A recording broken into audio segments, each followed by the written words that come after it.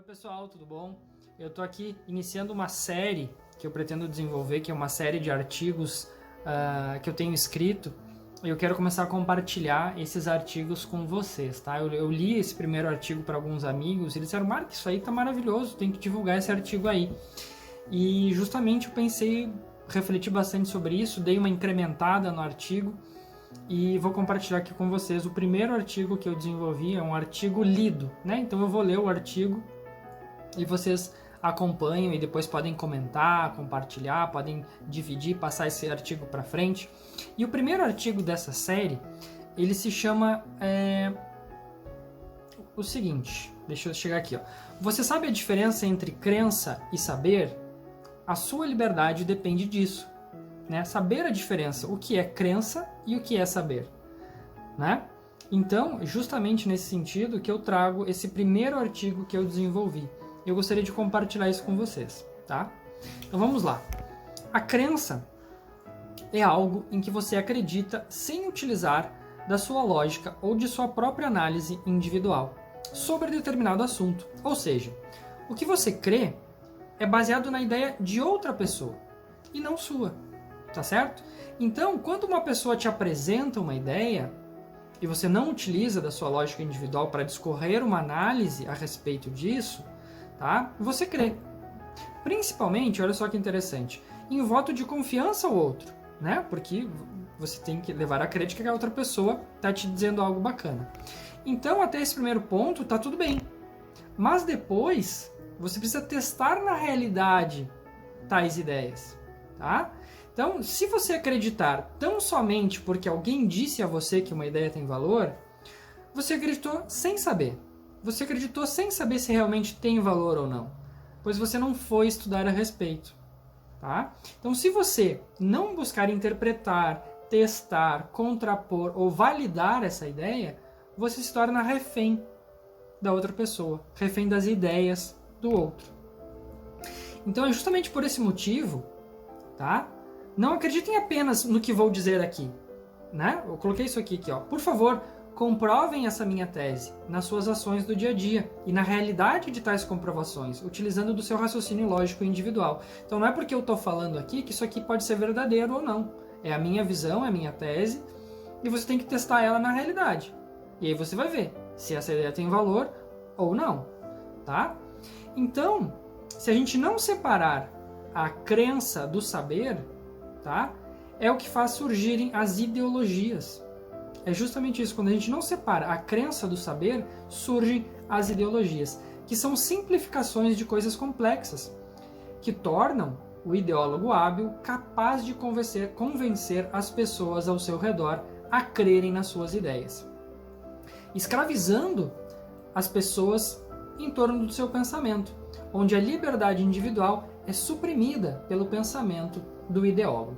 E em pouco tempo, outros serão convertidos, criando uma massa coletiva, que eu chamo de ideólogos repetidores, onde seus pensamentos sequer são originais.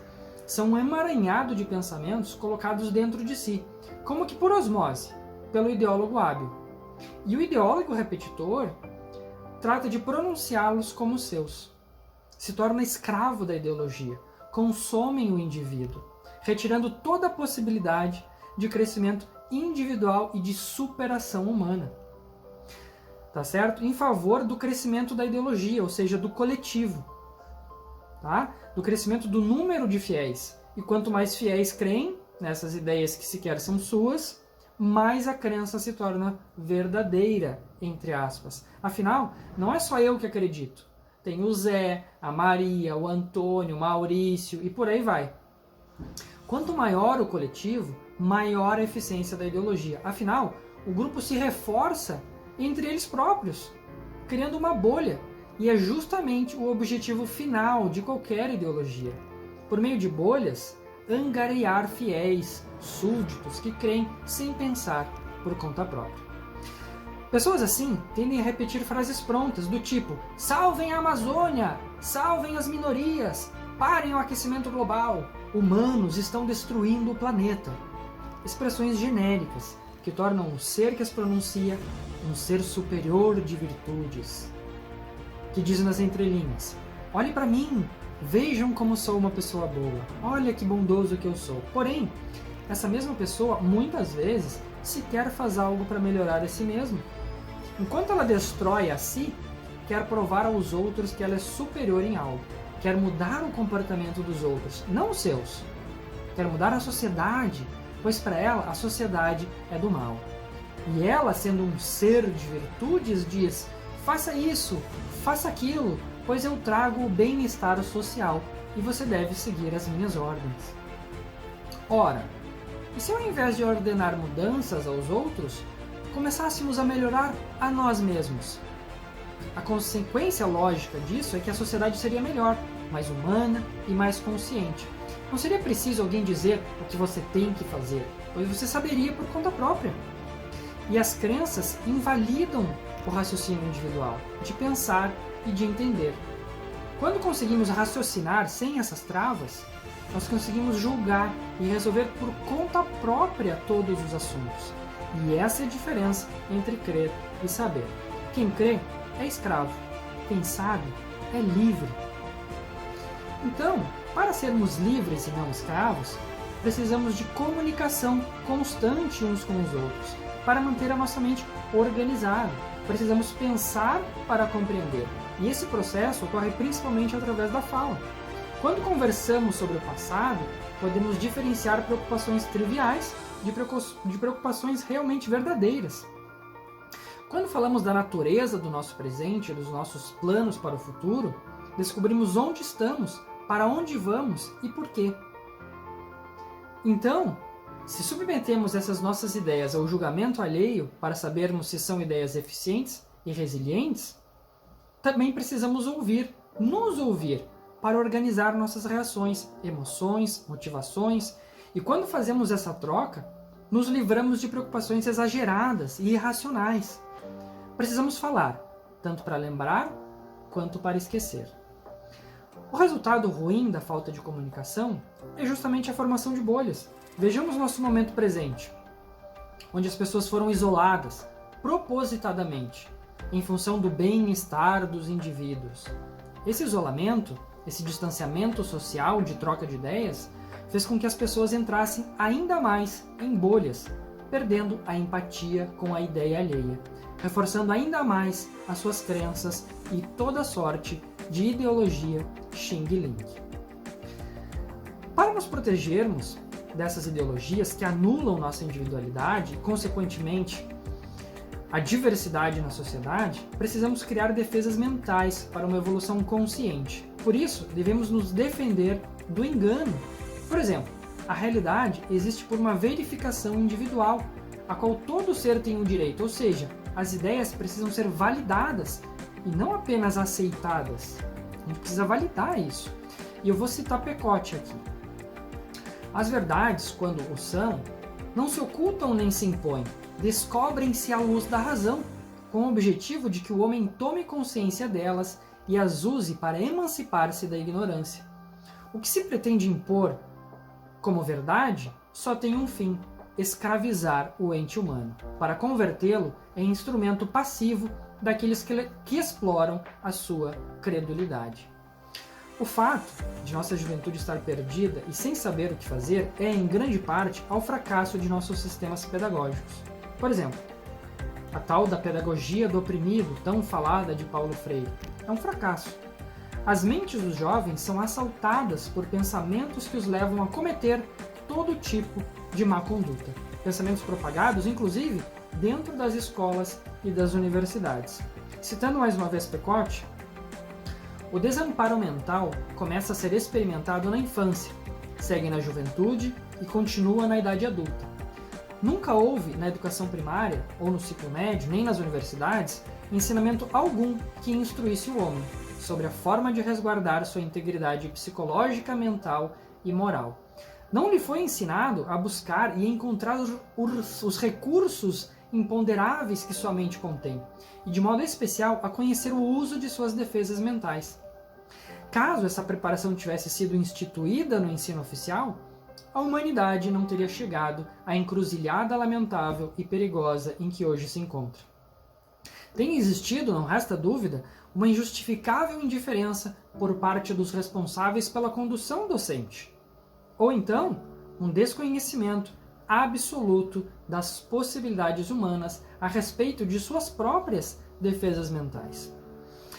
As pessoas que permanecem mentalmente saudáveis não são apenas pela integridade de suas mentes, mas pela constante troca com os outros, sendo lembradas de como pensar, agir e falar pelas outras pessoas ao redor.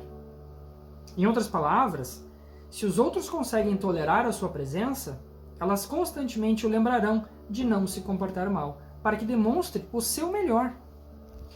Sem esse intercâmbio de ideias, uns com os outros, seria impossível organizar os nossos pensamentos e ficaríamos simplesmente sobrecarregados com o mundo. Justamente por isso, nesse ponto específico, é que as ideologias ganham espaço, oferecendo todo tipo de solução simples e rápida para os problemas do mundo, obviamente por você estar sobrecarregado com ele. Surgindo movimentos sociais de todo tipo, antirracistas, antifascistas, Black Lives Matter, Antifa, entre tantos outros. Para fugirmos dessa pasteurização e tentativa de homogeneizar e não diversificar, homogeneizar os pensamentos dos indivíduos em pensamentos coletivos, precisamos aprender sobre como jogar o jogo da vida. Ou melhor, os diversos jogos da vida. E a vida ela é composta de diversos jogos. E devemos jogar um jogo limpo em todos eles. Parte do meu artigo foi baseado nas ideias testadas por mim na minha própria vida a respeito dos ensinamentos de Jordan Peterson. E ele diz o seguinte, que esses jogos importantes de nossa vida são aqueles que aceitamos jogar de forma voluntária, sem imposição ou sob ameaça de força.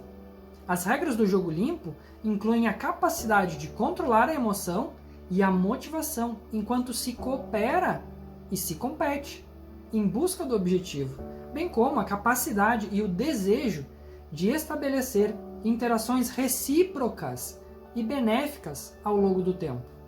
O que ele está querendo dizer aqui? O melhor jogador, portanto, não é o vencedor de um determinado jogo, mas aquele que é convidado a jogar pelo maior número de pessoas os mais diferentes jogos. Ou seja, caso eu aceitasse me tornar membro dos Antifa, ou aceite a afirmação de que tudo é política, quer dizer que eu estou querendo jogar apenas este único jogo e ser o vencedor de apenas este jogo, onde ele trará benefícios apenas a mim e aos meus jogadores, eliminando a cooperação com os outros jogos, eliminando as interações recíprocas e benéficas entre todos os jogos e seus jogadores. Resumindo, o importante não é ganhar ou perder, é como se joga. Para se jogar o maior número de jogos, é preciso principalmente de 3 virtudes importantíssimas, que juntas formam a moral. Olha só, a qual se edifica com boas ações e bons exemplos, não com palavras. São elas: o respeito, a gratidão e a humildade. Respeito. O respeito que cada qual deve ter para consigo mesmo, o respeito ao seu semelhante, o respeito a Deus e, finalmente, o respeito que se deve a tudo, o que, por sentimento natural, inspira respeito. Gratidão. É você ter a consciência de que existem pessoas com mais experiência que você. E o mais sábio é agradecer que seja assim, ser grato que existam pessoas mais experientes. Humildade. É melhor presumir a ignorância e instigar o aprendizado do que presumir ter um conhecimento suficiente, enorme, e arriscar a cegueira decorrente dessa sua presunção. Ou seja, quando você está imobilizado ou encurralado por sua própria teimosia e obstinação em determinado jogo que porventura você idolatra de maneira inconsciente pela crença, você só conseguirá a ajuda daquele que ainda não aprendeu e que, por sinal, terá uma mente ainda mais vazia do que a sua, crendo que sabe defender-se de agentes externos à sua pessoa, de ameaças, intrigas, tentações e tantas outras tramas intencionais dos ideólogos hábeis. Por isso, é necessário ser útil aos outros com respeito, gratidão e humildade, e ao mesmo tempo permanecer um iniciante, para constantemente aprender, servindo. Somente alguém disposto a ser um tolo é capaz de aprender alguma coisa. Aquele que se julga saber tudo, na verdade, é incapaz de aprender, pois ele crê, ele não sabe. Citando mais uma vez Jordan Peterson, o iniciante precisa constantemente ser paciente e tolerante com ele mesmo, e na mesma medida com os outros. O iniciante de hoje será o mestre de amanhã, e até mesmo para o mestre mais realizado, é preciso manter a identificação com os iniciantes de hoje, e que ainda não tiveram sucesso, valorizar a luta pela competência, subordinando-se ao jogo atual de forma cautelosa e com humildade autêntica, para aprender ainda mais, desenvolvendo o autocontrole e a disciplina para dar o próximo passo na sua evolução consciente. Para os inexperientes ou os menos instruídos, que ainda não subiram na hierarquia de competência, eles podem ser facilmente influenciados pela posição relativa e pelo exercício do poder, e não pela qualidade da argumentação ou pela constatação de sua competência, mas pela sede do poder de querer subir na hierarquia de valor sem ter determinados valores, sem a paciência e a humildade de crescer pacientemente o seu processo na hierarquia. Por isso, esses movimentos coletivistas, centrados no exercício do poder coletivo, têm primazia no acúmulo de poder pela violência ou pela imposição de suas ideias. E a sua teimosia e obstinação em vencer o seu único jogo, na maioria das vezes, causa a destruição de todos os outros jogadores, de todos os outros jogos, destruindo a harmonia de interesses, onde os interesses diferentes são harmônicos na sociedade. Resumindo, o bom jogador entende que a liberdade consiste também na ideia de que é melhor dar do que receber. Ou seja, aquele que joga muitos jogos está dando muito mais de si nessa árdua tarefa de jogar múltiplos jogos e sem vencer a maioria, do que aqueles dispostos a jogar apenas um único jogo, presos que estão à tarefa de ganhar, seja algo para si ou para o seu coletivo. Justamente por isso, aqueles que consideram que tudo é política não passam de ideólogos hábeis ou repetidores, tentando ganhar o seu único jogo, muitas vezes infiltrados em diversos outros jogos, sem jogar um jogo limpo em nenhum, pois não há interesse por parte deles em dar algo de si aos outros jogadores, mas apenas em tomá-los para si. E você? Quantos jogos está jogando? Você tem intercambiado suas ideias? Ou apenas assimilado as ideias dos outros? Você vive a Olimpíada ou só corre os 100 metros? Conta aí pra mim, deixa nos comentários os seus pensamentos. Gostou? Conta pra mim também, tá certo? Espero que vocês tenham gostado. Esse foi o primeiro vídeo de artigo falado aqui no meu Instagram. Espero que vocês tenham refletido sobre o assunto. Deixa o like, compartilhe, envia para seus amigos e espero que esse seja o primeiro de muitos outros, tá certo? Um grande abraço, um beijo grande e até a próxima.